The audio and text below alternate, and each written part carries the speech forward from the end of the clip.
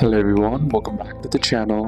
Hope you are doing well and fine, and in today's video I'll be showing you redeem Walmart gift card to your account. So without wasting any time, let's just jump right on the video and make sure to watch this video till the end and follow the steps as well. In order to redeem a Walmart gift card to your account, the first method that you can use is using the Walmart website. To do it, simply head over and open up your browser, then on the search bar type in walmart.com. Then once you're inside here, be sure to be logged into your account by simply tapping on the sign in option on the top right once you press on the three horizontal bar. Then once you're inside, what you need to do is just simply click on account, and once you select account, here what you need to do is select Walmart wallet, then simply select add a gift card. Then enter gift card number from the back of the card, your PIN or access code by simply scratching the silver strip, and once that's done, click on add or tap on add. Then your gift card balance is now stored in your Walmart account and can be used at checkout. The next